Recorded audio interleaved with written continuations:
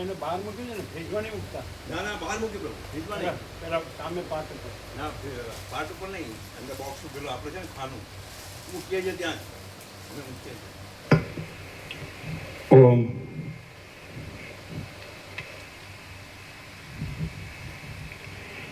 પરમ ચિદાકાશ પરમ જ્યોતિ અખંડ જ્યોતિ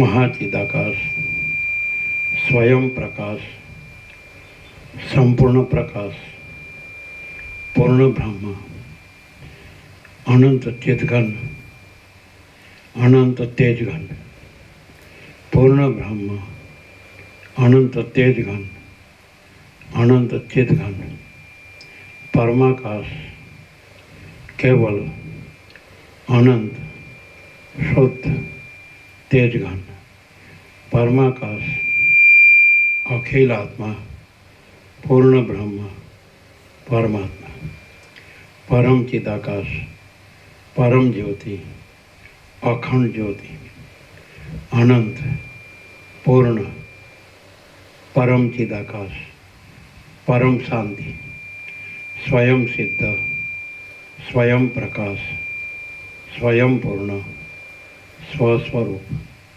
यही सब कुछ है, इसके सिवा कुछ नहीं है। शून्यभास अनंत कोटि महाकल्पो है ही नहीं।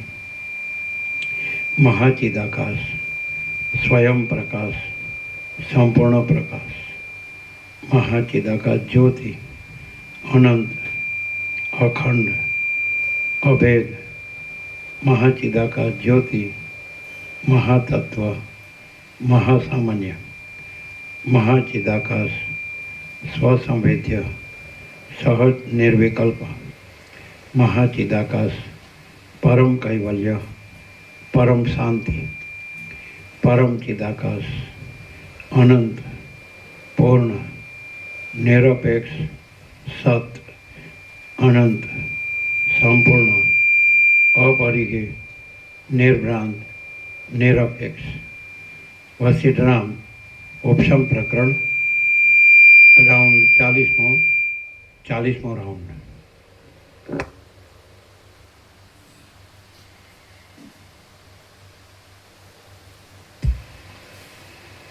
आद्य परब्रह्म सद्गुरु देव की जय। ओम श्री परमात्मने नमः। सद्ग्रंथों में शिरोमणि श्री योग वासिष्ठ महारामायण उपशम प्रकरण सर्ग 37मो पेज नंबर 640 पेज नंबर 640 सर्ग 37मो।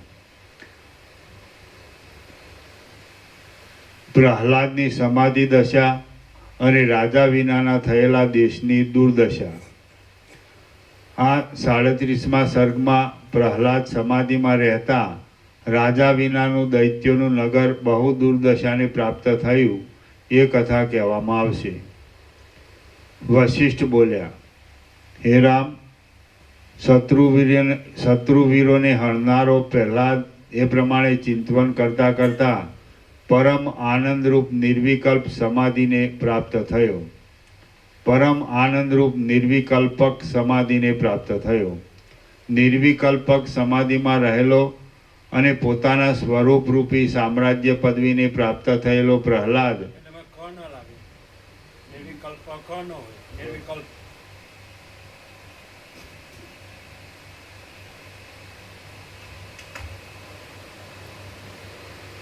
वशिष्ठ बोल्या, हे राम, शत्रुवीरों ने हरनारो प्रहलाद ए प्रमाणे चिंतवन करता करता परम आनंद रूप निर्विकल्प समाधि ने प्राप्त थयो।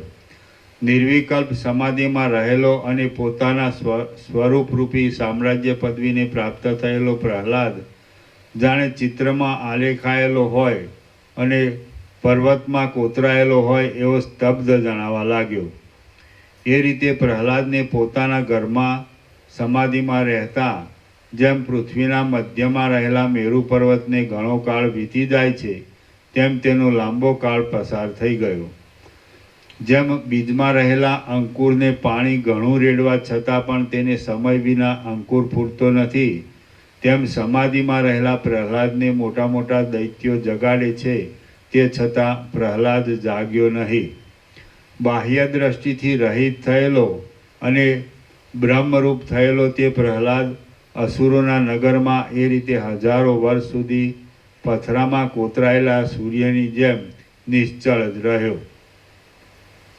એ પ્રહલાદ પરમ આનંદરૂપી દશામાં એક રસપણાથી પરિણામ પામેલો હોવાને લીધે જાણે મરી ગયો હોય એવો દેખાવા લાગ્યો.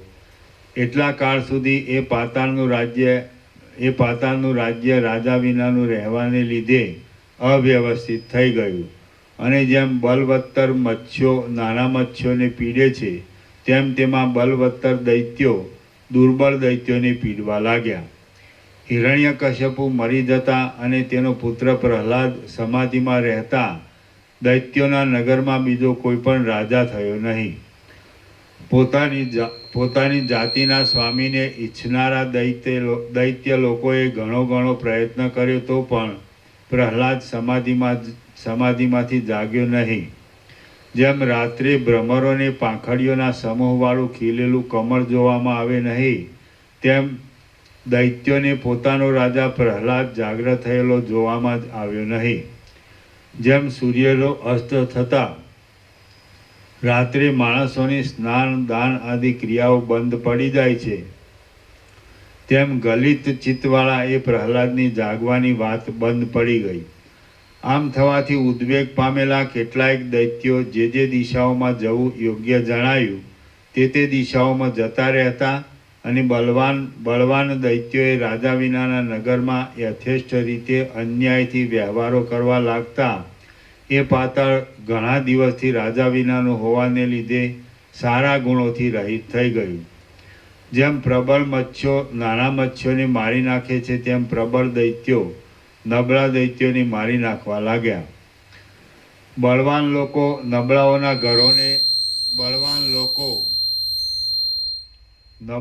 ઘરોને લઈને ભોગવવા લાગ્યા.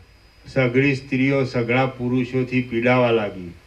એકબીજા લોકો પરસ્પરના વસ્ત્રોને પણ હરી જવા લાગ્યા. સર્વ લોકો વિલાપ કરીને ચીસો પાડવા લાગ્યા. નગરના વિભાગોની સઘળી રચનાઓ તૂટી ગઈ. બગીચાઓના વૃક્ષો ભાગી ગયા. નગરના લોકો નાસવા લાગ્યા અને નક્કામાં અનર્થો તથા પીડાઓ વધી ગયા. થોડું ઊંચું કરજો, થોડું ઊંચું, ખાલી ઊંચું ઊંચું ઊંચું ઊંચું.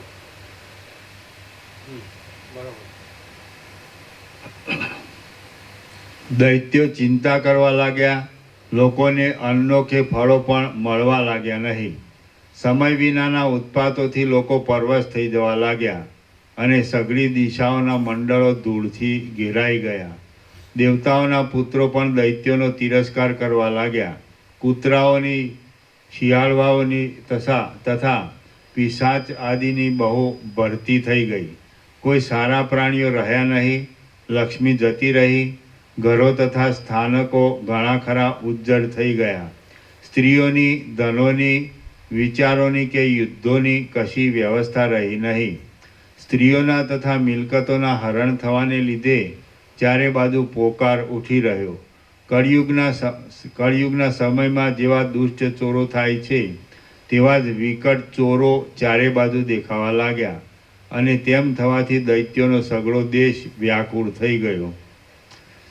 શ્રી યોગ વાસિષ્ઠ મહારામાયણમાં ઉપશમ પ્રકરણનો અસુર મંડળ વ્યાકુલી ભવન નામનો સર્ગ 37મો સમાપ્ત. સર્ગ 38મો. જગતનું દુઃખ મટાડવા વિષ્ણુ ભગવાને ચિંતા કરી. આ 38મા સર્ગમાં જગતની વ્યવસ્થા રાખવા સારું દૈત્યોનું રક્ષણ કરવાની અને પ્રહલાદને સમાધિમાંથી જગાડવાની વિષ્ણુએ ચિંતા કરી એ કથા કહેવામાં આવશે. વશિષ્ઠ બોલ્યા, હે રામ, પછી ક્ષીરસાગરના અંદરના શ્વેતદ્વીપમાં શેષનાગરૂપી સૈયા ઉપર પડેલા અને જેની સઘળા બ્રહ્માંડોના ચાલતા ક્રમનું પાલન કરવું એ ક્રીડા છે, એવા વિષ્ણુ ભગવાન ચાતુર્માસ ગયા પછી દેવતાઓની પ્રાર્થનાથી જાગ્યા. અને તે સમયમાં ચાલતી જગતની સ્થિતિનો પોતાની બુદ્ધિથી વિચાર કરવા લાગ્યા. પ્રથમ પોતાના મનથી સ્વર્ગલોકમાં ચાલતી પદ્ધતિનો તથા ભૂલોકમાં ચાલતી પદ્ધતિનો વિચાર કર્યો અને તે પછી તુરત પાતાળમાં ચાલતી પદ્ધતિના વિચાર ઉપર તેઓ ઉતર્યા. વિચાર કરતા પાતાળમાં પ્રહલાદ નામનો દાનવ સ્થિર સમાધિમાં રહેલો જોવામાં આવ્યો ને ઇન્દ્રના નગરમાં સંપત્તિ બહુ જ વધી ગયેલી જોવામાં આવી. ક્ષીરસાગરની અંદરના શ્વેત દ્વીપમાં શેષનાગરૂપી શયન ઉપર પદ્માસન વાળીને બિરાજેલા, હસ્તોમાં શંખ, ચક્ર તથા ગદા ધારણ કરનારા અને સર્વના અંતર્યામી એ વિષ્ણુ ભગવાનને પાતાળની એ સ્થિતિ જોઈને ત્રૈલોક્યરૂપી કમળમાં ભ્રમરની જેમ ફરનારા અને અત્યંત જ્ઞાનવાળા પોતાના મનરૂપી શરીરથી આ પ્રમાણે વિચાર કર્યો. પ્રહલાદ સમાધિમાં શાંત થતાં પાતાળ રાજા વિનાનું થઈ જવાને લીધે આ સૃષ્ટિ ઘણું કરીને દૈત્યો વિનાની થઈ ગઈ છે. એ બહુ ભૂંડું થયું છે. દૈત્યોનો અભાવ થઈ જતાં વૃષ્ટિ વિનાના સમયોમાં નદી મલિનતા રહિત થઈ જાય છે, જેમ કોઈ શત્રુ નહીં રહેવાને લીધે દેવતાઓની પંક્તિ રાગદ્વેષથી રહિત થઈ જશે. જો શત્રુઓ હોય તો જ દેવતાઓને સ્વર્ગના સુખો દુર્લભ જણાયાથી તેઓના ઉપર રાગ રહે અને તે સુખમાં વિઘ્ન પાડનારા દૈત્યો ઉપર દ્વેષ રહે. દેવતાઓની જાતિ રાગદ્વેષથી રહિત થઈ જશે. તે જેમ લતા રસથી રહિત થઈને શુષ્કપણાને પ્રાપ્ત થાય છે, તેમ તે જાતિ અભિમાનથી રહિત થઈને સુખ દુઃખાદી દ્વંદ્વો વિનાના મોક્ષ નામના પદને પ્રાપ્ત થઈ જશે. દેવતાઓ જો મોક્ષ પદને પ્રાપ્ત થશે તો મનુષ્યોને દેવતાઓના સ્વર્ગલોક સંબંધી સુખને મેળવવાની ઈચ્છા રહેશે નહીં અને તેથી ભૂલોકમાં યજ્ઞોની તથા તપની સઘળી ક્રિયાઓ બંધ પડી જશે. એ નિસંશય છે. હવે જો યજ્ઞોની તથા તપની ક્રિયાઓ બંધ પડી જશે તો ભૂલોક કર્મભૂમિ છે એમ કોઈના પણ સમજવામાં રહેશે નહીં અને તેમ થશે તો આખો સંસાર કે જે કર્મોને લીધે જ પ્રવર્ત્યા કરે છે તેનો નાશ થઈ જશે. કલ્પના આરંભથી માંડીને મેં જે આ ત્રૈલોક્ય રચેલું છે તે તાપથી જેમ હિમનો કણ નષ્ટ થઈ જાય છે તેમ સમય વિના જ નષ્ટ થઈ જશે. એ બહુ ખોટું થશે. હું ઉપેક્ષા રાખીને આ સંસારરૂપી મોટા આડંબરનો નાશ થવા દઉં તો મેં હાથે કરીને પોતાની લીલાનો જ નાશ આરંભ્યો કહેવાય. એ શું યોગ્ય છે? ચંદ્ર, સૂર્ય તથા તારાઓ સહિત આ જગત શૂન્ય થઈ જાય તો મારે પણ મારા આ શરીરનો સંહાર કરીને પૂર્ણ સ્વરૂપમાં સ્થિતિ કરવી પડે. જો કે આ રીતે સમય વિના જગત શાંત થઈ જાય તો પણ જીવોને તો સઘળા ઉપદ્રવોની શાંતિ થઈ જાય એમ છે, પરંતુ એ જે શાંતિ થાય તે સુષુપ્તિ અવસ્થાના જેવી જ થાય, મુક્તિરૂપ ન જ થાય. હું ઉપેક્ષા નહીં કરતા જગતની સ્થિતિને યોગ્ય રીતે ચલાવું તો સત્કર્મોની મર્યાદાનો ભંગ ન થતાં કર્મોથી ચિત્ત શુદ્ધ થવાને લીધે અનુક્રમે સઘળા જીવોને મુક્તિનો લાભ મળે. એટલા માટે હું ધારું છું કે હમણાં દૈત્યોને ઉત્તેજન આપવું તે સારું છે. દૈત્યો ઉદ્યોગી થાય તો દેવતાઓને રાગદ્વેષપૂર્વક સ્વર્ગલોકના સુખો જાળવવાની કાળજી રહે અને જો દેવતાઓને કાળજી રહે તો દેવતાઓના સુખો મેળવવાની ઈચ્છાથી માણસો યજ્ઞ સંબંધી ક્રિયાઓ કરે અને એ ક્રિયાઓ ચાલતી રહે તો સંસારની સ્થિતિ બરાબર ચાલ્યા કરે. કદી પણ એ સ્થિતિનો ક્રમ ફરે નહીં. માટે હું રસાતળમાં જઈને જેમ વસંત ઋતુ બીજી ઋતુમાં બગડી ગયેલા ઝાડને પાછું તેના પોતાના ક્રમમાં સ્થાપે છે, તેમ હું પ્રહલાદને પાછો તેના પોતાના ક્રમમાં સ્થાપું. પ્રહલાદ વિના બીજા કોઈ દૈત્યને હું દૈત્યોનો રાજા કરીશ તો હું ધારું છું કે આ રાજા દેવોને મારી નાખ્યા વિના રહેશે જ નહીં. અને પ્રહલાદનો જે આ દેહ છે તે પવિત્ર છે, મહાત્મા છે તથા શૈલ્યો જ છે, માટે તેના હાથે દેવો માર્યા જવાનો સંભવ નથી. પ્રહલાદનો આ દેહ આ કલ્પ પૂરો થતાં સુધી જીવતો રહે એ યોગ્ય છે. પ્રહલાદે આ કલ્પ પૂરો થતાં સુધી દેહદારીપણાથી જ રહેવું એવો દૈવ સંબંધી નિયમ પણ થઈ ચૂક્યો છે. એ મારા ધારવામાં છે. માટે હું પાતાળમાં જઈને જેમ ગર્જના કરતો મેઘ પહાડની ક્ષુદ્ર નદીમાં સૂતેલા મોરને જગાડે છે તેમ પ્રહલાદને જગાડું. જેમ મણિ મનમાં ભાવના રાખ્યા વિના જ વસ્તુઓના પ્રતિબિંબોને ધારણ કરે છે તેમ પ્રહલાદ જીવન મુક્ત લોકોની પદ્ધતિ પ્રમાણે મનમાં રાજ્યની આસક્તિ નહીં રાખતા જ દૈત્યોનું રાજ્ય કરો. આસક્તિ નહીં રાખતા સઘળો વ્યવહાર કરવો એ જ જીવન મુક્ત લોકોની સમાધિ છે. હું આ પ્રમાણે ગોઠવણ કરીશ તો આ સૃષ્ટિનો નાશ થશે નહીં અને દેવતાઓને તથા દૈત્યોને નાના નાના યુદ્ધો થયા કરશે. તેથી મને પણ વિનોદ મળ્યા કરશે.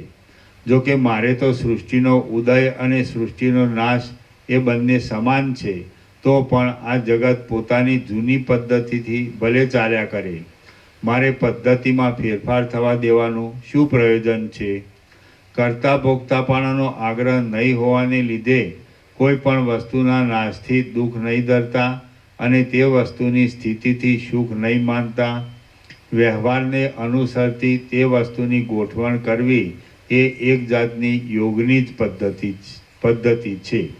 હું પાતાળમાં જઈશ અને પ્રહલાદને જગાડીશ તો પણ આગ્રહથી રહિત હોવાને લીધે સ્થિર જ રહીશ. હું કંઈ પામર જીવોની જેમ સંસારની લીલા કરતો નથી. ચાલો હવે દુષ્ટ લોકોના આચરણોથી ભયંકર થઈ ગયેલા અસુરના નગરમાં જઈને જેમ સૂર્ય કમળને જાગૃત કરે છે તેમ પ્રહલાદને જાગૃત કરીએ. અને જેમ વર્ષા ઋતુ ચંચળ વાદળાઓના સમૂહને હિમાલયમાં સ્થિર કરે છે તેમ અસ્તવ્યસ્ત થયેલા આ સઘળા જગતને સ્થિર કરીએ. શ્રી યોગ વાસિષ્ઠ મહારામાયણમાં ઉપશમ પ્રકરણનો પરમેશ્વર વિતર્ક નામનો સર્ગ 38મો સમાપ્ત. સર્ગ 39મો. વિષ્ણુ ભગવાને પ્રહલાદને ઉપદેશ દીધો. આ 39મા સર્ગમાં વિષ્ણુએ દૈત્યોના નગરમાં જઈને શંખના નાદથી પ્રહલાદને જાગૃત કર્યો અને તેને કલ્પ પૂરો થતાં સુધી રાજ્ય કરવાની આજ્ઞા કરી એ કથા કહેવામાં આવશે. વશિષ્ઠ બોલ્યા, હે રામ, સર્વના આત્મા વિષ્ણુ ભગવાન એ પ્રમાણે વિચાર કરીને ક્ષીરસાગરની અંદરના પોતાના સ્થાનકમાંથી જેમ શિખરો સહિત પર્વત ચાલે તેમ પોતાના પાર્ષદો સહિત ચાલ્યા. ક્ષીરસાગરના તળિયામાં રહેલો માર્ગ કે જેમાં મોટું છિદ્ર છતાં પણ ઈશ્વરના સંકલ્પને લીધે ક્ષીરસાગરનું દૂધ પેસી શકતું ન હતું, તે માર્ગમાંથી વિષ્ણુ ભગવાન જાણે સ્વર્ગલોક હોય એવા પ્રહલાદના નગરમાં પધાર્યા. ત્યાં સુવર્ણમય ઘરની અંદર સમાધિમાં સ્થિર થયેલો પ્રહલાદ કે જે મેરુ પર્વતની અંદર સમાધિમાં સ્થિર થયેલા બ્રહ્મા જેવો શોભતો હતો તેને વિષ્ણુએ દીઠો.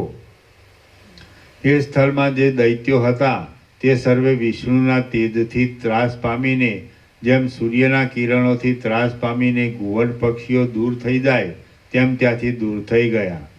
જેમ ચંદ્ર તારાઓની સાથે આકાશમાં પ્રવેશ કરે છે તેમ વિષ્ણુએ 2-3 મુખ્ય અસુરોની સાથે અને પોતાના પાર્ષદોની સાથે પ્રહલાદના ઘરમાં પ્રવેશ કર્યો. ગરુડની ઉપર બિરાજેલા પોતાના આયુધોથી અને પાર્ષદોથી શોભતા દેવર્ષિઓએ તથા મુનિઓએ અભિવંદન કરેલા અને જેને લક્ષ્મી ચામર દોડતા હતા એવા શ્રી વિષ્ણુ ભગવાને, હે મહાત્મા, જાગ્રત થા એમ બોલતા બોલતા દિશાઓને ગજાવી મૂકનારો 5 જન્ય નામનો શંખ વગાડ્યો. વિષ્ણુના બળથી ઉત્પન્ન થયેલો એ શંખનાદ કે જે પ્રલયકાળમાં સામટી રીતે ક્ષોભ પામેલા વાદળાઓના અને સમુદ્રોના ધ્વનિ જેવો જણાયો, તેનાથી ભ્રમ પ્રાપ્ત થવાને લીધે જેમ મદોન્મત વાદળાઓની ગર્જનાથી રાજહંસોની મંડળી પડી જાય તેમ દૈત્યોની મંડળી પડી ગઈ અને જેને કાંઈ પણ ભ્રમ નહીં થતાં આનંદ ઉત્પન્ન થયો. એવી વિષ્ણુના પાર્ષદોની મંડળી અને જેને કાંઈ પણ ભ્રમ નહીં થતાં આનંદ ઉત્પન્ન થયો એવી વિષ્ણુના પાર્ષદોની મંડળી જેમ મેઘનાનાથથી ઇન્દ્રજવના વૃક્ષોની પંક્તિ ખીલે તેમ ખીલી ઉઠી. દાનવોનો રાજા પ્રહલાદ જેમ વરસાદના સમયમાં વનની અંદર કદંબ ધીરે ધીરે જાગ્રત થાય તેમ ધીરે ધીરે જાગ્રત થવા લાગ્યો. જેમ ગંગાજીએ સઘળા સમુદ્રને પૂરી દીધો હતો તેમ બ્રહ્મરંધ્રમાંથી ઉઠેલી પ્રાણશક્તિએ પ્રહલાદના દેહને પૂરી દીધો. જેમ સૂર્યની પ્રભા ઉદય પામ્યા પછી તરત જ ચારે બાજુ જગતમાં ફેલાય છે તેમ પ્રાણની શોભા પ્રગટ થતાં તરત જ ચારે બાજુથી પ્રહલાદના શરીરમાં પ્રાણશક્તિ વ્યાપ્ત થઈ ગઈ.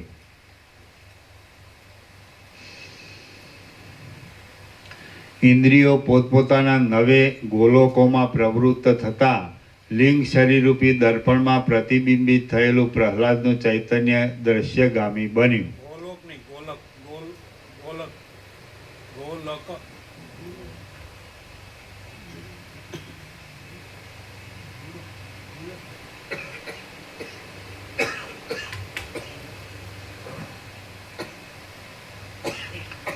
ઇન્દ્રિયો પોતપોતાના નવે ગોલકમાં પ્રવૃત્ત થતાં લિંગ શરીરરૂપી દર્પણમાં પ્રતિબિંબિત થયેલું પ્રહલાદનું ચૈતન્ય દ્રશ્યગામી બન્યું.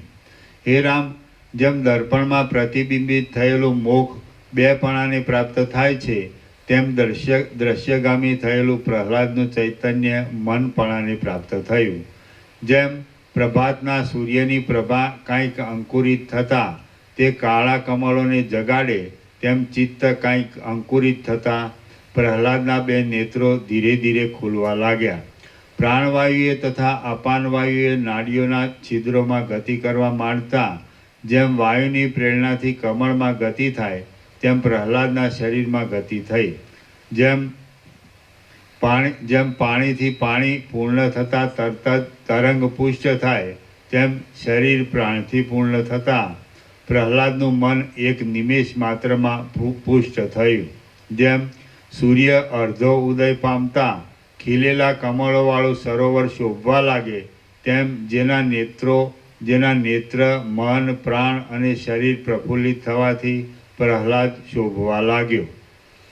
આ અવસરમાં વિષ્ણુએ જાગ્રત થા એમ કહ્યું એટલે તરત જ જેમ વાદળાની ગર્જનાથી મોર જાગ્રત થાય તેમ એ પ્રહલાદ જાગ્રત થયો. પ્રફુલ્લિત નેત્રોવાળા, પુષ્ટ થયેલી સ્મૃતિવાળા અને જેને દ્રશ્યોનું મનન પ્રાપ્ત થયું છે તેવા એ પ્રહલાદને ત્રૈલોક્યનાથ વિષ્ણુ ભગવાને જેમ પોતે પૂર્વે નાભિકમળમાંથી ઉત્પન્ન થયેલા બ્રહ્માને કહ્યું હતું તેમ નીચે પ્રમાણે કહ્યું. વિષ્ણુ ભગવાન બોલ્યા, હે મહાત્મા, તારી રાજ્યલક્ષ્મીનું સ્મરણ કર અને તારા દેહનું પણ સ્મરણ કર. તું સમય વિના જ દેહનો અંત શા માટે કરે છે? તું કે જે આ ત્યાજ્ય છે અને આ ગ્રાહ્ય છે એવા સંકલ્પોથી રહિત છે, તેને શરીર છતાં પણ પ્રિય પદાર્થોથી કે અપ્રિય પદાર્થોથી શી આસક્તિ થવાની છે? માટે હવે ઉઠ, આ કલ્પ પૂરો થાય ત્યાં સુધી તારે આ દેહથી જ જગતમાં રહેવાનું છે. દૈવના યોગને અને યથાર્થ નિયમને અમે સંપૂર્ણ રીતે જાણીએ છીએ. તું કે જે જીવનમુક્ત છે તેણે રાજ્યમાં જ રહીને આ કલ્પ પૂરો થાય ત્યાં સુધી કાંઈ ઉદ્વેગ નહીં રાખતા તારા આ શરીરને વ્યવહારમાં લગાવવાનું છે. કલ્પને અંતે આ શરીર વિંખાઈ જશે ત્યારે જેમ ઘટાકાશ મહાકાશમાં મળી જાય તેમ તારે સ્વરૂપભૂત વ્યાપક પરબ્રહ્મમાં નિવાસ કરવાનો છે. કલ્પના અંત સુધી રહેનારું અને જેણે જગતના સર્વ વ્યવહારોની પદ્ધતિ જાણેલી છે તેવું આ તારું શુદ્ધ શરીર જીવનમુક્તના વિલાસોવાળું થયું છે. હજી જગતનો પ્રલય થવાની ઘણી જ વાર છે. હે સૌમ્ય, હજી 12 સૂર્યો ઉગ્યા નથી, પર્વતો પીગળી ગયા નથી અને જગત બળવા લાગ્યું નથી, તે છતાં તું શરીરનો નકામો ત્યાગ શા માટે કરે છે? હજી ત્રૈલોક્યની ભસ્મથી બૂરો થયેલો અને લોકપાલોની ઉડતી ખોપરીઓરૂપી ચિહ્નોવાળો ઉત્તમ પવન વાતો નથી, તે છતાં તું શરીરને વિના કારણ કેમ ત્યજી દે છે? હજી આસોપાલવની મંજરીઓ જેવી પુષ્કરાવર્ત નામના પ્રલયના મેઘોની વીજળીઓ બ્રહ્માંડમાં ચમકવા લાગી નથી, તે છતાં તું શરીરનો વૃથા ત્યાગ કેમ કરે છે? હજી બ્રહ્માંડની ભીંતો પૃથ્વીના કંપથી કડાકા કરતા પર્વતોવાળી અને બળતા અગ્નિથી ધગધગતી થઈને તૂટવા માંડી નથી. તે છતાં તું શરીરને પ્રયોજન વિના શા માટે છોડી દે છે? હજી જગત વૃદ્ધિ પામેલા પ્રલયના વરસાદોવાળું અને જેમાં બ્રહ્મા, વિષ્ણુ તથા રુદ્ર નામના 3 જ દેવ અવશેષ રહ્યા હોય એવું થયું નથી. તે છતાં તું શરીરને અમસ્થું શું કામ છોડી દે છે? હજી સૂર્યાદિના નાશ થઈને દિશાઓ જેઓના વિભાગો લોકાલોક પર્વતના શિખરો ઉપરથી જાણી શકાય એવી જર્જરિત થયેલી નથી. તે છતાં તું શરીરને વૃથા શા માટે છોડી દે છે? હજી પર્વતોને ફાડી નાખીને તેઓના ધડાકાઓ કરાવનારા સૂર્યના કિરણો આકાશમાં ભ્રમણ કરવા લાગ્યા નથી અને પ્રલયકાળના વાદળાઓ ગાજતા નથી. તે છતાં તું શરીરને કેમ છોડી દે છે? હજી હું પોતે જરાયુજ આદિ પ્રાણીઓથી ભરપૂર રહેલી અને સૂર્ય આદિના પ્રકાશવાળી 10 દિશાઓમાં ગરુડની ઉપર બેસીને વિહાર કર્યા કરું છું. તે છતાં તું શરીરને કેમ છોડી દે છે? હજી અમે સઘળા વિદ્યમાન છીએ. આ પર્વતો, આ પ્રાણીઓ, આ જગત અને આ આકાશ વિદ્યમાન છે. તેમજ તું પણ સ્વસ્થ છે. માટે હમણાં તું દેહને ત્યજી દે નહીં. પ્રબળ અજ્ઞાનના યોગથી વ્યાકુળ થયેલા જેના મનને સંસારના દુઃખો પીડા કરતા હોય તે પુરુષે જ મરવું શોભે છે. હું દુબળો છું, અત્યંત દુઃખી છું અને મૂઢ છું એ ભાવનાઓ અને એવા જ પ્રકારની બીજી ભાવનાઓ જેની મતિને લૂંટી લેતી હોય તે પુરુષે જ મરવું શોભે છે. જેને મનની ચપળ વૃત્તિ આશાઓરૂપી પાસો વડે બાંધીને આમ તેમ રઝળાવ્યા કરતી હોય તે પુરુષનું મરવું શોભે છે. જેમ દુષ્ટ પુરુષો પશુઓને માટે ધાન્યના છોડવાઓને ભાંગી નાખે છે, તેમ વિવેકને હરનારી તૃષ્ણાઓ જેના હૃદયને ભાંગી નાખતી હોય તે પુરુષનું મરવું શોભે છે. તાડના ઝાડ જેવા ઊંચા ઊંચા રાગદ્વેષાદિવાળા જેના મનરૂપી વનમાં મનની વૃત્તિઓરૂપી લતાઓ સુખ દુઃખોરૂપી ફળોથી ફાલતી હોય તે પુરુષનું મરવું શોભે છે. જેના રૂવાડાઓની પંક્તિઓરૂપી અનેક લતાઓવાળા આ દેહરૂપી ઝેરી વૃક્ષને કામ, ક્રોધ આદિ અનર્થરૂપી પ્રચંડ પવનનો વેગ હરણ કરી જતો હોય તે પુરુષનું મરવું શોભે છે. અંગોરૂપી ચપળ લતાઓવાળા જેના દેહરૂપી વનને આધિઓ તથા વ્યાધિઓરૂપ દાવાનળો બાળી નાખતા હોય તે પુરુષનું મરવું શોભે છે. જેમ સુકાયેલા વૃક્ષમાં અજગરો ફૂંફાડા મારે છે, તેમ જેના શરીરમાં કામ તથા ક્રોધ વગેરે દુર્ગુણો ફૂંફાડા મારતા હોય તે પુરુષનું મરણ શોભે છે. મરણના સ્વરૂપનો વિચાર કરી જોતા પણ તત્વવેત્તાએ મરવું સંભવતું નથી. આ દેહનો જે ત્યાગ કરવો તે જ લોકોમાં મરણ કહેવાય છે. પરંતુ દેહ કે જે તત્વવેત્તાની દ્રષ્ટિમાં સાચો પણ નથી અને ખોટો પણ નથી, પરંતુ અનિર્વચનીય છે, તેનો મુદ્દલ સંબંધ જ થવો ઘટતો નથી. એટલે પછી સંબંધ વિનાના દેહનો ત્યાગ જ કેમ થાય? આત્મજ્ઞાન થયું છે તે જ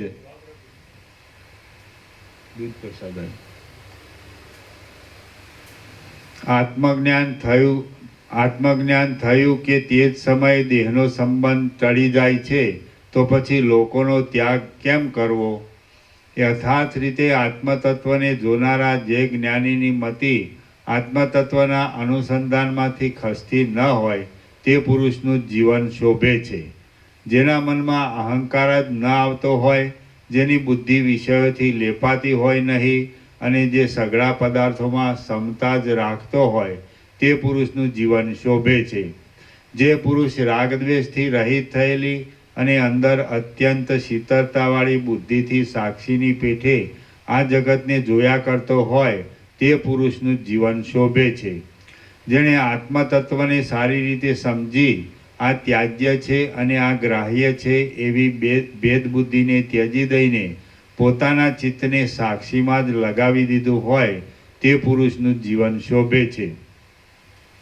મલિન કલ્પનારૂપી વિષયો કે જેઓ રજ્જુ સર્પાદી જેવા હોવા છતાં સાચા જેવા લાગે છે તેઓમાં આસક્તિ નહીં રાખતા જેણે પોતાના ચિત્તને બ્રહ્મમાં જ લીન કર્યું હોય તે પુરુષનું જીવન શોભે છે.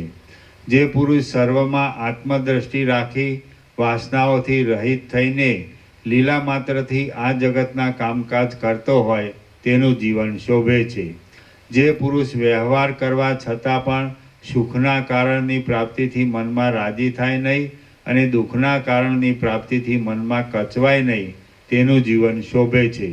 જેમ મીઠા જળવાળા નિર્મળ સરોવરોમાંથી હંસો નીકળ્યા કરે છે તેમ જે સુજનોના સમાગમવાળા નિર્મળ પુરુષમાંથી સદ્ગુણો જ નીકળ્યા કરતા હોય તેનું જીવન શોભે છે. જેનું નામ સાંભળવાથી, જેને જોવાથી અને જેનું સ્મરણ આવવાથી પણ સર્વ લોકો આનંદ પામતા હોય તે પુરુષનું જીવન શોભે છે. હે દૈત્યોના રાજા પ્રહલાદ, જે પુરુષના ઉદયથી જીવોરૂપી ભ્રમરોવાળા સઘળા પ્રાણીઓરૂપી કુમુદો પ્રફુલ્લિત થતા હોય તે પુરુષનું જીવન જ અક્ષય ચંદ્રની પૂર્ણતાની જેમ શોભે છે, બીજાનું નહીં. શ્રી યોગ વાસિષ્ઠ મહારામાયણમાં ઉપશમ પ્રકરણનો નારાયણ વચનોપન્યાસ નામનો સર્ગ 39મો સમાપ્ત. સર્ગ 40મો. વિષ્ણુ ભગવાને પ્રહલાદને જ્ઞાનીનો વ્યવહાર કહ્યો. આ 40મા સર્ગમાં જ્ઞાની કે જે દેહવાળો છતાં પણ દેહથી રહિત છે અને નિર્વિકાર છતાં પણ ક્રિયા કરે છે તે જે રીતે વ્યવહાર કરે છે તે રીતિ કહેવામાં આવશે. વિષ્ણુ ભગવાન બોલ્યા, હે પ્રહલાદ, આ જોવામાં આવતા દેહની જે સ્થિરતા તેને લોકો જીવન કહે છે અને બીજા દેહ લેવાને માટે એક દેહનો જે ત્યાગ તેને લોકો મરણ કહે છે. હે મહાબુદ્ધિમાન પ્રહલાદ, તું તો જીવનથી પણ રહિત છે અને મરણથી પણ રહિત છે. તને મુદ્દલ દેહનો સંબંધ જ નથી, માટે તને મરણ પણ શું છે અને જીવન પણ શું છે? કાંઈ નથી. હે પ્રહલાદ, આવા પુરુષનું જીવવું શોભે છે અને આવા પુરુષનું મરવું શોભે છે. એમ જે મેં તને કહ્યું એ તો જ્ઞાનના અને અજ્ઞાનના ગુણ દોષ જણાવવાને માટે કહ્યું છે. હે બ્રહ્મવેત્તા, તું કદી પણ જીવતો નથી અને કદી પણ મરતો નથી.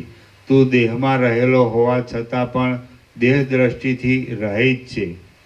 માટે જેમ વાયુ આકાશમાં રહેલો છતાં પણ આકાશના સંબંધ વિનાનો હોવાને લીધે આકાશથી અલગ જ છે તેમ તું દેહથી અલગ જ છે. જેમ આકાશ ઝાડની ઊંચાઈને રોકતું નથી તેથી ઝાડની ઊંચાઈના કારણરૂપ કહેવાય છે, તેમ તું દેહાદિકને કાંઈ અડચણ કરતો નથી તેથી દેહના કારણરૂપ કહેવાય છે. દેહમાં થતા શીત ઉષ્ણ આદિ સ્પર્શો તારી સત્તાથી જ જણાય છે. માટે તું દેહમાં છે પણ ખરો અને દેહનો તને કાંઈ સંબંધ નથી, માટે તું દેહમાં નથી પણ ખરો. આત્મતત્વ જાણવામાં આવતા દેહ મિથ્યા થઈ જાય છે. માટે જ્ઞાનીઓનો દેહ છે જ ક્યાં? સ્વપ્ન દૂર થઈ ગયા પછી સ્વપ્ન સંબંધી દેહનું રહેવું સંભવતું જ નથી. આ એક જે તારું દેશકાળાદી માપમાં આવેલું શરીર છે તે તો અજ્ઞાનીઓની દ્રષ્ટિથી જ છે, જ્ઞાનીઓની દ્રષ્ટિથી નથી. જેની બુદ્ધિ બ્રહ્માકાર થઈ ગઈ છે એવો તું સર્વદા સર્વરૂપ છે અને પ્રકાશ સ્વરૂપ ચૈતન્ય જ છે. માટે કયો પદાર્થ તારા દેહરૂપ નથી અને કયો પદાર્થ તારા દેહરૂપ છે કે જેને તું ત્યજી દે કે ગ્રહણ કરે? સર્વ પદાર્થો તારા દેહરૂપ છે અને કોઈ પણ પદાર્થ તારા દેહરૂપ નથી. માટે કોઈનો સ્વીકાર કે કોઈનો ત્યાગ તારાથી થાય એમ છે જ નહીં. મલિયાચલનો પવન વાય કે પ્રલયકાળનો પવન વાય, પણ આત્મા કે જે પ્રિયથી તથા અપ્રિયથી રહિત છે તેને તેઓથી સુખ કે દુઃખ કશું પ્રાપ્ત થાય એમ છે? પર્વતો ઉથલી પડવા લાગ્યા હોય, પ્રલયકાળના અગ્નિઓ બાળવા લાગ્યા હોય અને ઉત્પાતના પવનો વાતા હોય તો પણ જ્ઞાની પોતાના સ્વરૂપમાં જ રહે છે. સઘળા પદાર્થો વિદ્યમાન હોય અથવા સઘળા પદાર્થો જતા રહે અથવા સઘળા પદાર્થો નષ્ટ થઈ જાય અથવા સઘળા પદાર્થો વધે તો પણ તેથી જ્ઞાનીને શું થઈ જાય એમ છે? કશું થાય એમ નથી. કેમ કે જ્ઞાની તો પોતાના સ્વરૂપમાં જ રહે છે. આ દેહ નાશ પામે તો પણ આત્મા નાશ પામતો નથી. આ દેહ વૃદ્ધિ પામે તો પણ આત્મા વૃદ્ધિ પામતો નથી. અને આ દેહની ગતિ થતાં પણ આત્મા ગતિ કરતો નથી. હું દેહનો છું અને દેહ મારો છે એવા પ્રકારનો ચિત્તનો ભ્રમ નષ્ટ થઈ ગયા પછી હું ત્યાગ કરું છું અને હું ત્યાગ કરતો નથી એવી ખોટી કલ્પના ઉદય પામે કે? હે પ્રહલાદ, હું આ કામ કરીને આ કામ કરીશ અને આ વસ્તુને ત્યજી દઈને આ વસ્તુને ત્યજી દઈશ એવી રીતના સંકલ્પો તત્વવેત્તાઓને હોતા જ નથી. અકર્તાપણાને પામેલા તત્વજ્ઞાનીઓ સઘળું કરતા હોય તો પણ કશું કરતા નથી. તત્વજ્ઞાનીને હું અકર્તા છું એવો દ્રઢ નિશ્ચય હોય છે, તેથી તેઓને કદી પણ કર્તાપણાનો સંબંધ હોતો નથી. અકર્તાપણું પ્રાપ્ત થયું એટલે અભોક્તાપણું પોતાની મેળે જ પ્રાપ્ત થયું સમજવું. કેમ કે આ સઘળા ત્રૈલોક્યમાં વાવ્યા વિના કોણે લણ્યું છે? કર્તાપણું અને ભોક્તાપણું શાંત થઈ જતાં શાંતિ જ અવશેષ રહે છે અને એ શાંતિ પ્રૌઢપણું પામે ત્યારે વિદ્વાન લોકો તેને જ મુક્તિ કહે છે. સ્વરૂપના પ્રગટ થવાથી સર્વમાં વ્યાપીને રહેલા ચૈતન્યમય અને ક્ષુદ્ર તત્વવેત્તાઓ નહીં પ્રાપ્ત થયેલા કયા પદાર્થનું ગ્રહણ કરે અને પ્રાપ્ત થયેલા કયા પદાર્થને ત્યજી દે? પોતે વ્યાપક હોવાને લીધે તેઓને કાંઈ પણ ત્યાજ્ય કે ગ્રાહ્ય લાગતું નથી.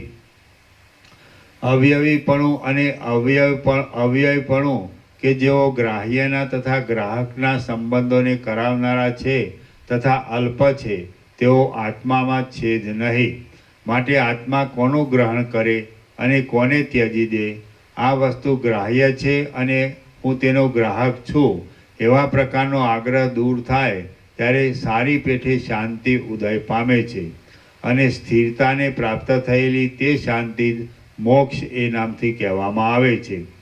સર્વદા એવી શાંતિમાં રહેલા તારા જેવા શાંત જીવનમુક્ત પુરુષો જેમ સુષુપ્તિમાંથી રહેલા પુરુષો શરીરની આસક્તિથી રહિત છતાં શરીરનું ચલન કરવારૂપ ક્રિયા કરે છે, તેમ શરીર આદિ સઘળા દ્વૈતની આસક્તિથી રહિત થઈને વ્યવહાર કરે છે. હે પ્રહલાદ, તારી સઘળી આ વાસનાઓ પરમાત્માના જ્ઞાનથી શાંત થઈ ગઈ છે. માટે તું સ્વરૂપમાં જ રહેલી બુદ્ધિથી જાગ્રતની અને સુષુપ્તિની સંધિમાં રહેલાની જેમ આ જગતની સ્થિતિને જોયા કર. જેઓનું ચિત્ત આત્મામાં જ રહેલું હોય છે એવા અને આત્મામાં રસાયણના જેવી તૃપ્તિને પામેલા છે તે પુરુષો અવિચારથી રમણીય લાગતા અનાત્મ પદાર્થોમાં રુચિ કરતા નથી અને દુઃખો કે જેઓ કદી પણ આત્માનો સ્પર્શ કરતા નથી તેઓથી ઉદ્વેગ પામતા નથી. જેમ દર્પણો આવી પડેલા પ્રતિબિંબોને કોઈ જાતની સ્પૃહા વિના સ્વીકારી લે છે, તેમ જીવનમુક્ત પુરુષો આવી પડેલા વ્યવહાર સંબંધી કાર્યોને આસક્તિ વિના સ્વીકારી લે છે.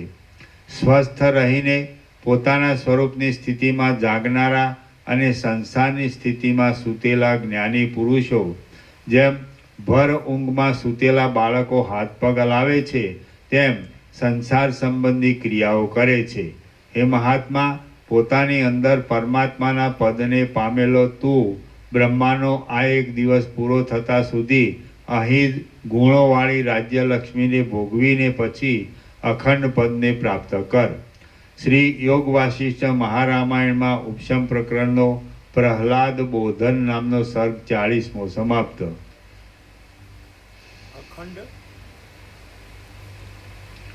અખંડ પદને પ્રાપ્ત કર.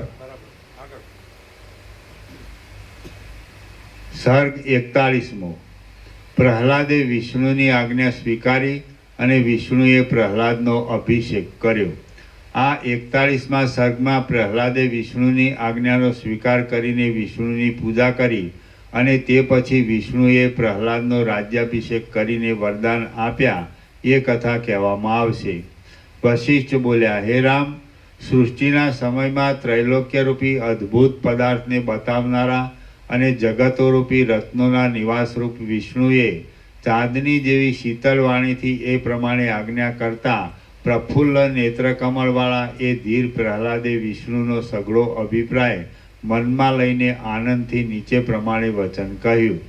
પ્રહલાદ બોલ્યો, હે દેવ, રાજ્ય સંબંધી હિત અહિતોના વિચારથી અને સેંકડો કાર્યોથી થાકી ગયેલો હું ક્ષણ માત્ર શાંતિ પામ્યો હતો. હે મહારાજ, આપની કૃપાથી મને સારી પેઠે સ્વરૂપમાં સ્થિતિ પ્રાપ્ત થઈ છે. હું મારા સ્વરૂપે કરી સમાધિમાં અને અસમાધિમાં પણ સર્વદા સમાન છું. હે મોટા દેવ, આપને મેં અખંડાકાર વૃત્તિથી હૃદયાકાશની અંદર ઘણીવાર સુધી જોયા છે અને આપે મારા ઉત્તમ ભાગ્યને લીધે પાછું આ બહાર પણ દર્શન દીધું. હે પ્રભુ, જેમ આકાશ નિર્મળ આકાશમાં જ રહે તેમ સઘળા સંકલ્પોથી રહિત અને અંત વિનાની બ્રહ્મ દ્રષ્ટિમાં હું રહ્યો હતો. હું કાંઈ શોકથી, મોહથી, વૈરાગ્યના ચિંતવનથી, દેહનો ત્યાગ કરવાની ઈચ્છાથી કે સંસારના ભયથી સમાધિમાં રહ્યો હતો એમ નથી, પણ હું તો કેવળ પોતાની મેળે ઉઠેલા નિર્મળ વિચારથી જ વિસ્તીર્ણ પવિત્ર પદમાં રહ્યો હતો.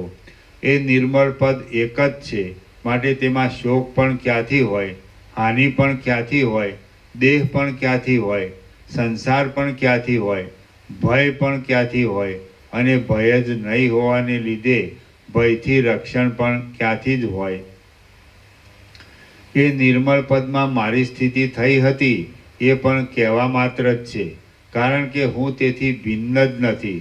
હે ઈશ્વર, હાય, હું સંસારની ખટપટથી કાયર થઈ ગયો છું, માટે સંસારનો ત્યાગ કરું એવી ચિંતા કે જે હર્ષને, શોકને તથા બીજા પણ ભય આદિ વિકારોને આપનારી છે તે તો અજ્ઞાનીઓને જ થવી સંભવે. દેહ ન હોય તો કોઈ પણ દુઃખ ન હોય. જે દુઃખો છે તે દેહના હોવાથી જ છે એવી ચિંતારૂપી ઝેરી નાગણ પણ મૂર્ખને જ કરડે એમ હું ધારું છું.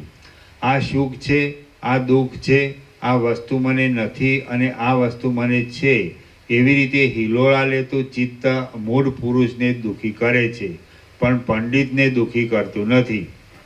જેઓએ તત્વજ્ઞાનને દૂર જ રાખેલું હોય છે એવા મૂળ પ્રાણીઓને જ હું જુદો છું અને આ જુદો છે એવી વાસના રહ્યા કરે છે.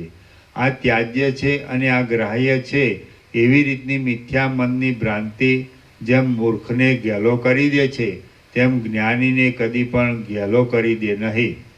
હે કમળ સરખા નેત્રોવાળા પ્રભુ, સર્વ જગતમાં તમે જ અખંડ રૂપે વ્યાપક છો, માટે જગતમાં આ વસ્તુ ત્યાજ્ય છે અને આ વસ્તુ ગ્રાહ્ય છે એવી દ્વૈત પક્ષની કલ્પના ઘટે જ કેમ?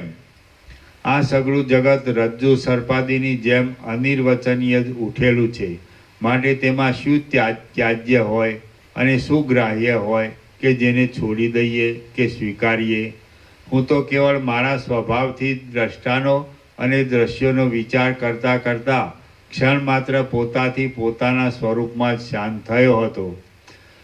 હું એ શાંતિના સમયમાં પ્રિયથી, અપ્રિયથી, ત્યાજ્યથી અને ગ્રાહ્યથી રહિત હતો અને હમણાં પણ તેઓથી રહિત જ છું. હે મોટા દેવ, જે મારું સ્વરૂપ છે તે જ મને પ્રાપ્ત થયું છે અને હું સંપૂર્ણ રીતે મારા પોતાના સ્વભાવને પ્રાપ્ત થયો છું. તો પણ આપને જે ગમતું હોય તે કરવા તૈયાર છું.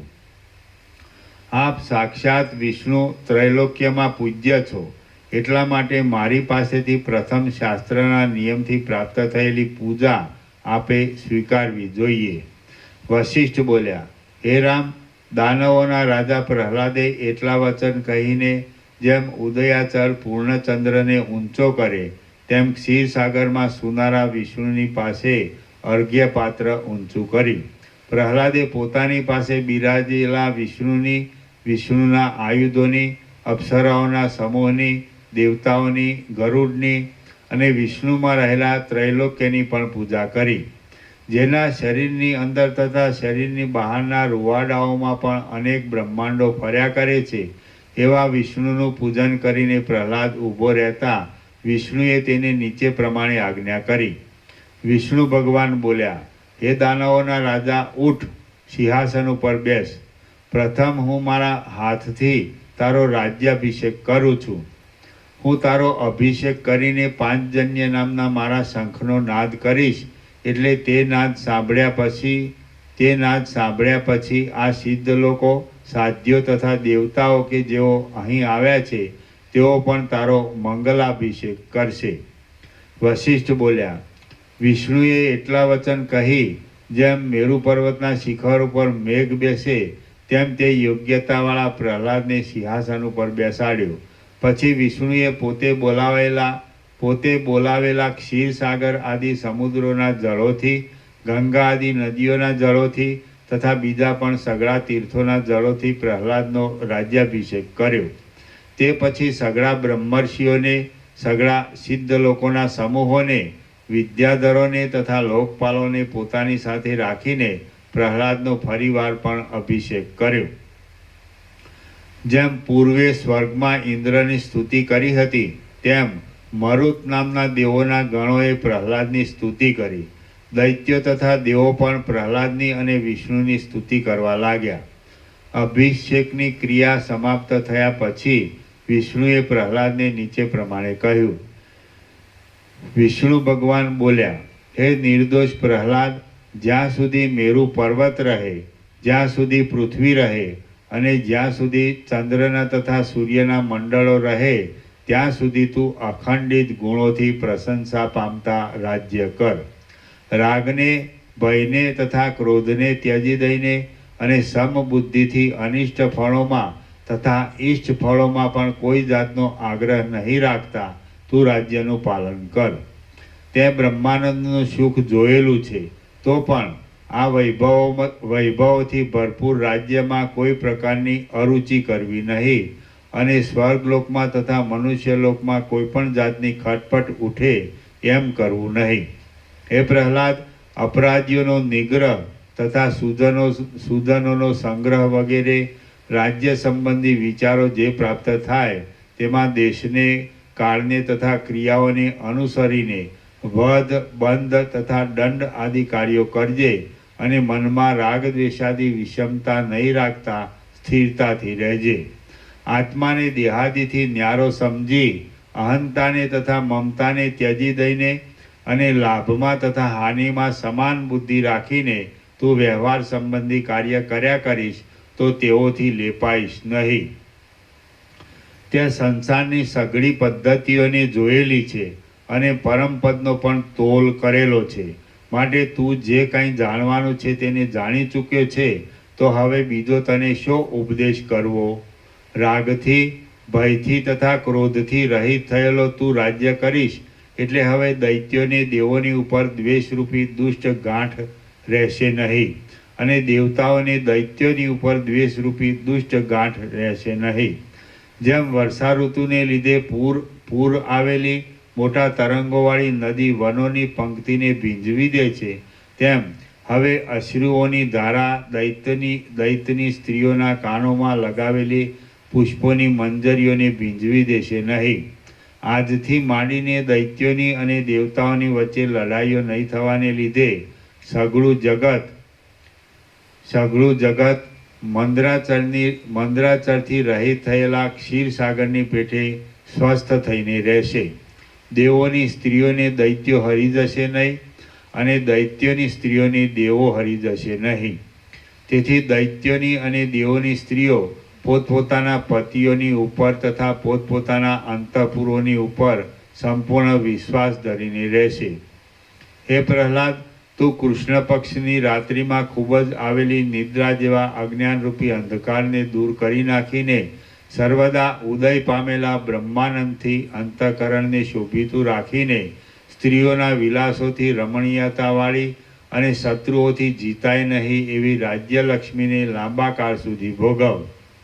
શ્રી યોગ વાસિષ્ઠ મહારામાયણમાં ઉપશમ પ્રકરણનો પ્રહલાદ અભિષેક નામનો સર્ગ 41મો સમાપ્ત. સર્ગ 42 સમાધિમાં રહેલા જીવનું જાગ્રત થવાનું કારણ. આ 42મા સર્ગમાં વિષ્ણુનું ક્ષીરસાગરમાં પધારવું, પ્રહલાદના આખ્યાનનું ઉત્તમ ફળ અને સમાધિમાં રહેલા પુરુષને જાગ્રત થવાનું કારણ એટલા વિષયો કહેવામાં આવશે. વશિષ્ઠ બોલ્યા, હે રામ, મનુષ્યોમાંથી, દેવતાઓથી તથા કિન્નરોથી સંયુક્ત હોવાને લીધે જાણે બીજો સંસાર હોય એવા જણાતા વિષ્ણુ ભગવાન એટલા વચન કહીને પ્રહલાદના ઘરમાંથી પધારી ગયા. પ્રહલાદ આદિ લોકોએ પુષ્પો વડે તેમને વધાવ્યા. એ પુષ્પોના ઢગલાઓથી અને ગરુડે ઊંચા કરેલા પોતાના પાછલા પીંછાથી ઢંકાઈ જતા એ વિષ્ણુ ભગવાન અનુક્રમે ક્ષીરસાગરમાં આવી દેવોની સેનાને રજા આપીને ભ્રમર ધોળા કમળ ઉપર બેસે તેમ શેષનાગના શરીરરૂપી આસન પર બિરાજ્યા. વિષ્ણુ ભગવાન શેષનાગના શરીરરૂપી આસન પર શાંતપણાથી રહ્યા. દેવતાની સાથે શાંત થઈને ઇન્દ્ર સ્વર્ગમાં રહ્યો અને દાનવોનો રાજા પ્રહલાદ પાતાળમાં શાંત થઈને રહ્યો. હે રામ, સઘળા મળોનો નાશ કરતી અને ચંદ્રથી ઝરતા અમૃતના જેવી શીતળતાવાળી સઘળા મળોનો નાશ કરતી અને ચંદ્રથી ઝરતા અમૃતના જેવી શીતળતાવાળી પ્રહલાદને જ્ઞાન પ્રાપ્ત થવા વિશેની આ કથા મેં તમને કહી સંભળાવી. જે મનુષ્યો બુદ્ધિથી આ કથાનો વિચાર કરશે તેઓ બહુ જ પાપી હશે તો પણ થોડા જ કાળમાં પરમ પદને પામશે. સામાન્ય રીતનો શુભ વિચાર કરવાથી પણ પાપનો નાશ થાય છે, ત્યારે બ્રહ્મ વિદ્યા સંબંધી વચનનો વિચાર કરવાથી પરમપદની પ્રાપ્તિ થયા વિના કેમ રહે? જે અજ્ઞાન છે તે જ મોટું પાપ કહેવાય છે અને તે વિચારથી જ નષ્ટ થાય એવું છે. એટલા માટે અજ્ઞાનરૂપી પાપના મૂળને કાપી નાખતા વિચારને કદી પણ તજવો નહીં.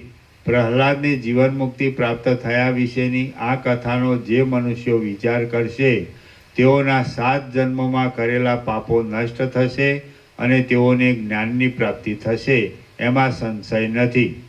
રામ બોલ્યા, હે મહારાજ, પરમપદમાં પરિણામ પામેલું બ્રહ્માકાર થયેલું મહાત્મા પ્રહલાદનું મન વિષ્ણુએ કરેલા શંખના શબ્દોથી કેમ જાગ્રત થયું? મનનો લય થઈ ગયો હોય તો શંખના શબ્દનું શ્રવણ થવાનો સંભવ નથી. વશિષ્ઠ બોલ્યા, હે નિર્દોષ રામ, જગતમાં જ્ઞાનીઓની મુક્તિ 2 પ્રકારની થાય છે. એક સદેહ મુક્તિ અને બીજી વિદેહ મુક્તિ. એમ મુક્તિના 2 પ્રકાર છે. તેના હું લક્ષણો કહું છું તે તમે સાંભળો. આસક્તિથી રહિત થયેલી બુદ્ધિવાળા જે પુરુષને કર્મોના ત્યાગમાં કે કર્મોના ગ્રહણમાં ઈચ્છા જ ન હોય તે પુરુષની તે સ્થિતિ સદેહ મુક્તિ અથવા જીવન મુક્તિ કહેવાય છે. ભોગથી પ્રારબ્ધ કર્મનો ક્ષય થતાં જીવન મુક્ત પુરુષનું શરીર પડી જઈને પુનર્જન્મથી રહિત જે બ્રહ્મપદ પ્રાપ્ત થાય છે તે વિદેહ મુક્ત કહેવાય છે. વિદેહ મુક્તિને પ્રાપ્ત થયેલા પુરુષો કોઈના જોવામાં આવતા નથી. જીવન મુક્ત પુરુષોના હૃદયમાં પુનર્જન્મના અંકુરથી રહિત અને શેકેલા બીજ જેવી શુદ્ધ વાસના રહે છે. જેમ સુષુપ્તિને પ્રાપ્ત થયેલા પુરુષના હૃદયમાં સૂક્ષ્મ વાસના રહે છે, તેમ જીવન મુક્તના હૃદયમાં પવિત્ર, પરમ ઉદાર અને શુદ્ધ સત્વગુણને અનુસરનારી આત્માના અનુસંધાનમય વાસના રહે છે. હે રામ, પ્રારબ્ધ કર્મ ભોગવવા અવશેષ હોય તો જીવન મુક્ત પુરુષો અંદર રહેલી તે વાસનાને લીધે 1000 વર્ષોના અંતે પણ સમાધિમાંથી જાગૃત થાય છે. અંદર રહેલી પોતાની શુદ્ધ સાત્વિક વાસના વિષ્ણુએ કરેલા શંખના શબ્દથી પ્રકટ થવાને લીધે પ્રહલાદ પણ સમાધિમાંથી જાગૃત થયો હતો. જો કે ક્ષોત્રેન્દ્રિય લીન થવાને લીધે શંખના શબ્દનું ગ્રહણ થવાનો સંભવ જ ન હતો, તો પણ વિષ્ણુના સંકલ્પને લીધે તે પ્રમાણે થયું. વિષ્ણુ ભગવાન પોતે સત્ય સંકલ્પ છે, એટલા માટે તે જેમ ધારે તેમ પ્રાણીઓ માટે તરત જ થાય છે. એમનો સંકલ્પ જ સર્વ જગતના કારણરૂપ છે. વિષ્ણુએ પ્રહલાદ સમાધિમાંથી જાગ્રત થાઓ એમ જ્યારે સંકલ્પ કર્યો ત્યારે પળવારમાં જ વાસના જાગૃત થઈને પ્રહલાદને ઇન્દ્રિય આદિની સગવડ થઈ ગઈ. શુદ્ધ આત્માએ જ માયાથી અને જીવોના અદ્રષ્ટરૂપી નિમિત્તથી પોતામાં જ જગતની સૃષ્ટિને માટે વિષ્ણુ નામના શરીરનું ગ્રહણ કર્યું છે. એટલા માટે આત્માનું અવલોકન કરવાથી તરત જ વિષ્ણુનું દર્શન થાય છે અને વિષ્ણુનું આરાધન કરવાથી તરત જ આત્માનું અવલોકન થાય છે. હે રામ, તમે આ વિચારને દ્રઢ રાખીને આત્માના અવલોકનનો યત્ન કરો. વિચાર કરવાથી તમને તરત અવિનાશી પદની પ્રાપ્તિ થશે, જેમાં દુઃખોરૂપી જળની ધારાઓ નિરંતર પડ્યા કરે છે. એવી સંસારરૂપી લાંબી વર્ષા ઋતુ વિચારરૂપી સૂર્યને નહીં જોનારા લોકોને અત્યંત જડ, માંદા અને મૂર્ખ કરી નાખે છે. જેમ ડાકણ મંત્ર જાણનારાઓને નડતર કરી શકતી નથી, તેમ દેખવામાં આવતી આ પ્રબળ માયા સર્વના આત્મારૂપી વિષ્ણુની કૃપાથી ધીર થયેલા પુરુષોને નડતર કરી શકતી નથી. જેમ અગ્નિની જ્વાળા વાયુના મંડળને લીધે જ ઘાટી થાય છે અને પાછી વાયુના મંડળને લીધે જ પાતળી થઈ જાય છે, તેમ સંસાર જાળની રચનારૂપી આ અપાર માયા સર્વના આત્મારૂપ વિષ્ણુની ઈચ્છાથી જ ઘાટી થાય છે અને પાછી સમય પ્રાપ્ત થતાં વિષ્ણુની ઈચ્છાથી જ પાતળી થઈ જાય છે. શ્રી યોગ વાસિષ્ઠ મહારામાયણમાં ઉપશમ પ્રકરણનો પ્રહલાદ વ્યવસ્થા નામનો સર્ગ 42મો સમાપ્ત. સર્ગ 43મો. જ્ઞાન મેળવવામાં પુરુષાર્થ જ મુખ્ય છે. આ 43મા સર્ગમાં જો કે જ્ઞાન ઈશ્વરના પ્રસાદથી મળે છે, તો પણ ઈશ્વર ઉપર ભાર નહીં મૂકતા પોતાના પ્રયત્નથી ઇન્દ્રિયોને દબાવીને જ્ઞાનને સિદ્ધ કરવું એમ કહેવામાં આવશે. રામ બોલ્યા, હે સઘળા ધર્મોને જાણનાર ગુરુ મહારાજ, જેમ ઔષધિઓ ચંદ્રના કિરણોથી ખીલે છે, તેમ આપની વાણીઓરૂપી શુદ્ધ કિરણોથી અમને આનંદ થાય છે. જેમ શોભાને માટે કાનમાં પહેરેલા પવિત્ર અને કોમળ પુષ્પો ગ્રહણ કરનારાઓને સુખ આપે છે, તેમ શ્રવણને માટે કાનમાં ગયેલા આપના પવિત્ર અને કોમળ વચનો ગ્રહણ કરનારાઓને સુખ આપે છે. આપ પ્રથમ કહી ગયા છો કે સર્વત્ર પોતાના પુરુષાર્થથી જ્ઞાનની પ્રાપ્તિ થાય છે. જો એ પ્રમાણે જ હોય તો વિષ્ણુએ તને વિચાર પ્રાપ્ત થાઓ એવો વર આપ્યા વિના પ્રહલાદને જ્ઞાન કેમ પ્રાપ્ત ન થયું? વશિષ્ઠ બોલ્યા, હે રામ, મહાત્મા પ્રહલાદે જે કાંઈ મેળવ્યું તે પોતાના પુરુષાર્થથી જ મેળવ્યું હતું, બીજા કશાથી મેળવ્યું ન હતું. જેમ તલની અંદર રહેલું તેલ અને તલમાંથી બહાર કાઢેલું તેલ જુદું નથી, અને જેમ વસ્ત્ર અને વસ્ત્રનું રૂપ જુદું નથી, તેમ આત્મા અને વિષ્ણુ જુદા નથી. જેમ સુગંધ જ પુષ્પોના સારરૂપ છે, તેમ વિષ્ણુ સઘળા જીવોના સારરૂપે છે. ઉપાધિઓનો ત્યાગ કરીને જોતા જે વિષ્ણુ છે તે જ આત્મા છે, અને આત્મા છે તે જ વિષ્ણુ છે. જેમ વૃક્ષ અને ઝાડ એ બે પરસ્પરના પર્યાય શબ્દો છે, તેમ વિષ્ણુ અને આત્મા એ બે શબ્દો પણ પરસ્પરના પર્યાય શબ્દો છે. પ્રહલાદને પ્રહલાદના આત્માએ પોતે પોતાની મેળે પોતાની જ ઉત્તમ શક્તિથી વિષ્ણુની ભક્તિમાં જોડ્યો હતો. પ્રહલાદે વિષ્ણુરૂપ પોતાના આત્માની પ્રેરણાથી પોતાના મનને પોતાની મેળે જ વિચારમાં જોડીને પોતાનું સ્વરૂપ જાણ્યું હતું. જેની પાસેથી પ્રહલાદે વરદાન મેળવ્યું તે વિષ્ણુ પ્રહલાદના આત્માથી જુદા ન હતા. આત્મા કોઈ સમયે પોતે પોતાના પ્રયત્નથી કરેલા વિચારના બળથી પોતાના સ્વરૂપને જાણે છે, અને કોઈ સમયે ભક્તિરૂપ પ્રયત્નથી વિષ્ણુના દેહને મેળવીને તે દ્વારા પોતાના સ્વરૂપને જાણે છે. વિષ્ણુને લાંબા કાળ સુધી આરાધવામાં આવ્યા હોય અને તે બહુ જ પ્રસન્ન થયા હોય તો પણ વિચાર વિનાના પુરુષને તે જ્ઞાન આપી શકતા નથી. હે રામ, પોતાના પુરુષ પ્રયત્નથી ઉત્પન્ન થયેલો વિચાર આત્માના અવલોકનમાં મુખ્ય ઉપાયરૂપ છે, અને જે વર આદિ છે તે આત્માના અવલોકનમાં ગૌણ ઉપાયરૂપ છે. એટલા માટે તમે મુખ્ય ઉપાય કરવામાં તત્પર રહો. આત્માના અવલોકનમાં વિચાર જ મુખ્ય ઉપાય છે. એટલા માટે તમે પ્રથમ બળાત્કારથી સઘળી ઇન્દ્રિયોનો નિગ્રહ કરીને સર્વ પ્રકારના યત્નથી અભ્યાસમાં લાગીને ચિત્તને વિચારવાળું કરો. જે કોઈ પુરુષ જે કોઈ સ્થળમાં જે કાંઈ મેળવે છે તે સઘળું તે પુરુષને પોતાના પ્રયત્નથી થયેલા શુભ આચરણથી જ મળે છે, ક્યાંય બીજા કશાથી મળે છે એમ નથી. તમે પ્રયત્નનો આશ્રય કરીને ઇન્દ્રિયરૂપી પહાડનું ઉલ્લંઘન કરી અને સંસારરૂપી સમુદ્રને તરીને એ સમુદ્રના પારરૂપ પરમપદને પ્રાપ્ત થાઓ. જો પુરુષના યત્ન વિના વિષ્ણુ પુરુષનો ઉદ્ધાર કરતા હોય તો એ વિષ્ણુ મૃગોના અને પક્ષીઓના સમૂહનો શા માટે ઉદ્ધાર કરતા નથી?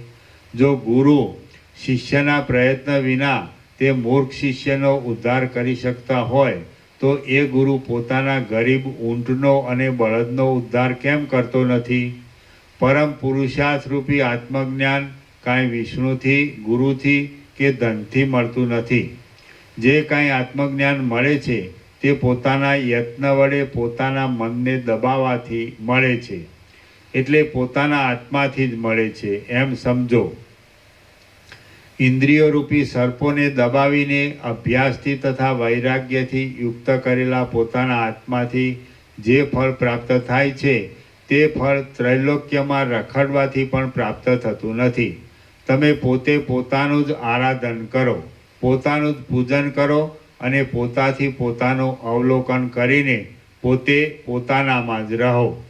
વિષ્ણુની ભક્તિ તો વેદાંત શાસ્ત્રોથી, ઇન્દ્રિયોનો નિગ્રહ કરવા આદિ પ્રયત્નથી અને વિચારોથી દૂર નાસનારા લોકોને સારા માર્ગમાં લઈ જવા માટે કલ્પેલી છે. અભ્યાસ કરવો અને યત્ન કર્યા કરવો એ જ આત્માના અવલોકનનો મુખ્ય ઉપાય કહેવામાં આવે છે. એ મુખ્ય ઉપાય ન બની શકે તો પછી ઈષ્ટદેવના પૂજનરૂપ ગૌણ ઉપાય પકડવો. જો ઇન્દ્રિયોનો નિગ્રહ થઈ ગયો હોય તો પછી પૂજનોથી કયું ફળ મેળવવાનું છે? અને જો ઇન્દ્રિયોનો નિગ્રહ ન જ થાય તો પણ પૂજનોથી કયું ફળ મેળવવાનું છે? કશું નથી. વિચાર અને ઉપશમ વિના પૂર્ણાનંદ આત્મા પ્રાપ્ત થતો નથી, અને જેને વિચાર તથા ઉપશમ ન હોય તેનું ઈશ્વરથી પણ હિત કરી શકાતું નથી. હે રામ, તમે વિચારથી તથા ઉપશમથી યુક્ત રહીને પોતાના ચિત્તનું જ આરાધન કરો. જો ચિત્ત નિર્મળ થયું હોય તો તમે નિર્મળ દશાવાળા છો, અને જો ચિત્ત નિર્મળ ન થયું હોય તો તમે જંગલી ગધેડા જેવી દશાવાળા છો. જેમ વિષ્ણુ જો ચિત્ત નિર્મળ થયું હોય તો તમે નિર્મળ દશાવાળા છો, અને જો ચિત્ત નિર્મળ ન થયું હોય તો તમે જંગલી ગધેડા જેવી દશાવાળા છો. જેમ વિષ્ણુ આદિ દેવતાઓની નમ્રતાપૂર્વક પ્રાર્થના કરવામાં આવે છે તેમ પોતાના ચિત્તની નમ્રતાપૂર્વક પ્રાર્થના શા માટે કરવામાં આવતી નથી? સર્વ લોકોની અંદર રહેલો જે આત્મા છે તે જ વિષ્ણુ છે, માટે તેને છોડી દઈને જેઓ બહારના વિષ્ણુને માટે દોડે છે તેઓ અધમ મનુષ્યો જ કહેવાય છે. હૃદયરૂપી ગુફામાં રહેનારું જે ચૈતન્ય તત્વ છે એ જ વિષ્ણુનું અનાદિ સિદ્ધ મુખ્ય સ્વરૂપ છે, અને હાથમાં શંખને, ચક્રને તથા ગદાને ધારણ કરનારો જે આકાર છે તે તો વિષ્ણુનું ગૌણ કૌંસમાં માયાના ગુણોથી કલ્પાયેલું નવીન સ્વરૂપ છે. જે પુરુષ મુખ્યનો ત્યાગ કરીને ગૌણને અનુસરે છે તે પુરુષ સિદ્ધ અમૃતનો ત્યાગ કરીને દાળ ભાત રાંધવા બેસે છે એમ સમજવું. જે પુરુષ મુખ્યનો ત્યાગ કરીને ગૌણને અનુસરે છે તે પુરુષ સિદ્ધ અમૃતનો ત્યાગ કરીને દાળ ભાત રાંધવા બેસે છે એમ સમજવું. હે રામ, પ્રમત્ત મનવાળો, આત્મવિવેકને નહીં પ્રાપ્ત થયેલો અને મૂર્ખ ચિત્તે વશ કરેલો જે પુરુષ આ આત્મતત્વના ચમત્કારમાં સ્થિતિ નહીં પામતા શંખને, ચક્રને તથા ગદાને ધરનારા વિષ્ણુનું પૂજન કર્યા કરે છે તેનું ચિત્ત વૈરાગ્યને આપનારા પૂજનરૂપ તીવ્ર તપથી કેટલેક કાળે નિર્મળ થાય છે. જેમ નાનો આંબો ધીરે ધીરે ફળોથી ઝૂકી રહેલા મોટા આંબાપણાને પ્રાપ્ત થાય છે, તેમ પૂજનના માર્ગે ચડેલું ચિત્ત ધીરે ધીરે નિર્મળપણાને પ્રાપ્ત થાય છે. બ્રહ્મ વિદ્યાના નિરંતર અભ્યાસથી અને વિવેકથી તો ચિત્ત તરત જ નિર્મળ થાય છે. હે રામ, વિષ્ણુનું પૂજન કરવા રૂપી નિમિત્તથી જે ફળ થવાનું શાસ્ત્રોમાં કહ્યું છે તે ફળ પણ બીજા કોઈથી મળે છે એમ નથી, પણ પોતાના સંકલ્પથી જ મળે છે. ભક્તને અપાર તેજવાળા વિષ્ણુની પાસેથી જે વરદાન મળે છે તે વરદાન પણ તેના પોતાના પૂજનના અભ્યાસરૂપ ઝાડનું જ ફળ મળે છે એમ સમજવું. જેમ પૃથ્વી ધાન્યોની શોભાઓનું ઉત્પત્તિ સ્થાન છે, તેમ પોતાના મનનો નિગ્રહ જ લાંબા કાળ સુધી ભોગવવામાં આવે એવી સંપત્તિઓનું તથા બીજી પણ સઘળી ઉત્તમ સ્થિતિઓનું ઉત્પત્તિ સ્થાન છે. જે પુરુષ સઘળી પૃથ્વીને ખોદી નાખવાનો મનોરથ સેવતો હોય કે પર્વતને ઉથલાવી નાખવા તૈયાર થયો હોય, તેને પણ તે કાર્યો સિદ્ધ કરવાને પોતાના મનના નિગ્રહ વિના બીજો કોઈ ઉપાય નથી. મનની એકાગ્રતા વિના મોટા કાર્યો કદી સિદ્ધ થાય નહીં. જ્યાં સુધી મનરૂપી છકેલો મહાસાગર શાંત થાય નહીં, ત્યાં સુધી જગતમાં માણસો હજારો યોનિઓમાં ભમ્યા કરે છે. બ્રહ્મા, વિષ્ણુ, ઇન્દ્ર તથા રુદ્ર ઇત્યાદિ દેવતાઓ લાંબા કાળ સુધી પૂજન ઇત્યાદિથી આરાધવામાં આવે તો પણ, અને જો કે તેઓ બહુ દયાવાળા છે તો પણ તેઓ મનના રોગરૂપી મોટા ઉપદ્રવમાંથી બચાવી શકતા નથી. મનનો રોગ તો પોતાના પ્રયત્નથી જ મટે. આ વિષય કે જેઓ કેવળ દેખાવ માત્ર જ છે, તેઓને તમે બહારથી તથા મનમાંથી પણ ત્યજી દઈને પુનર્જન્મના નાશને માટે તરત નિર્વિકાર ચૈતન્ય માત્રનું અખંડ ચિંતન કરો.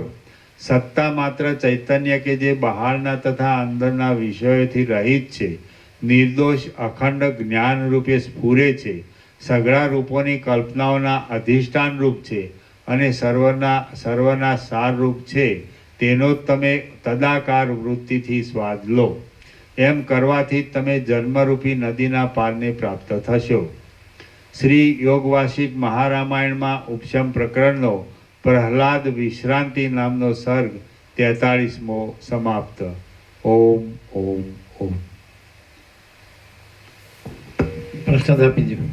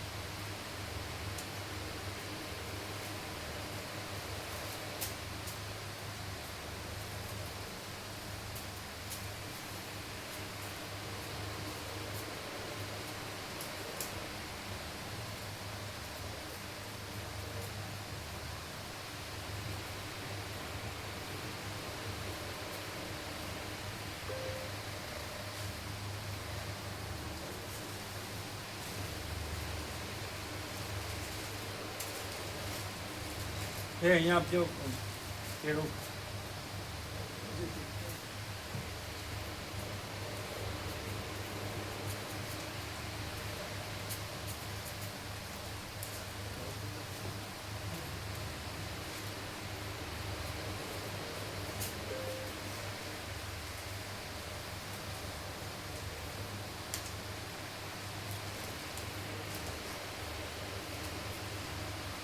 એ ચિરાગ પ્રમાણ આપજો.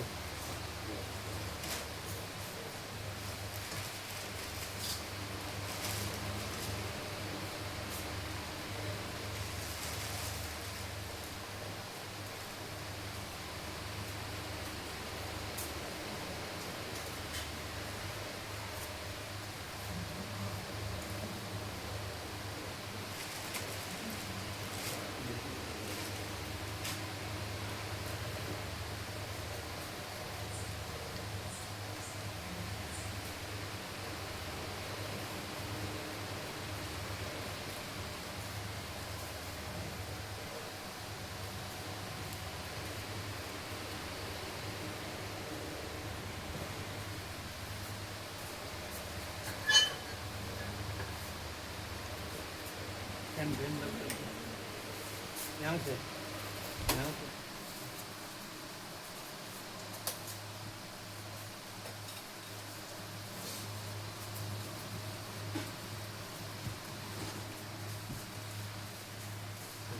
ये सब ले लेना એ આ બધું મીડિયા લઈ લેજો ખબર ને અને પેલું પેલો પટ્ટો લઈ લેજો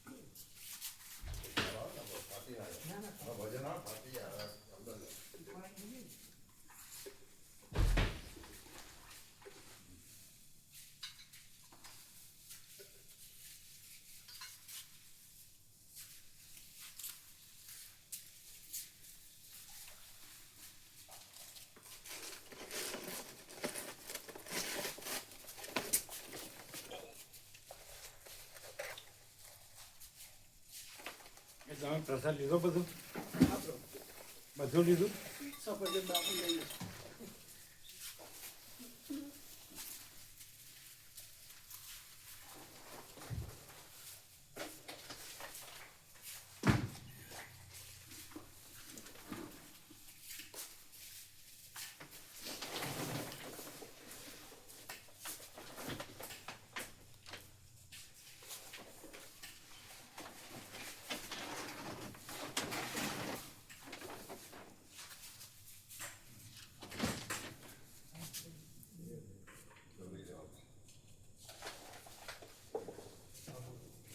ये सब ले लेना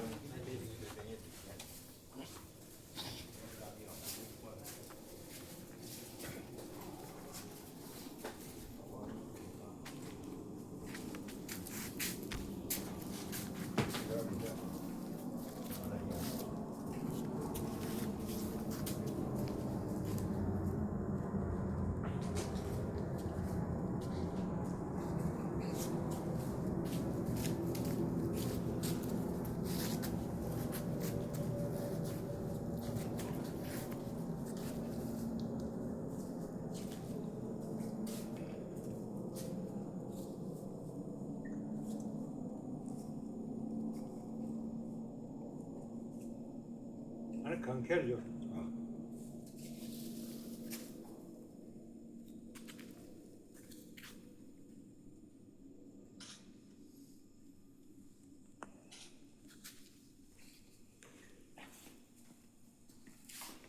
ડ્રોપ નાખવા આવે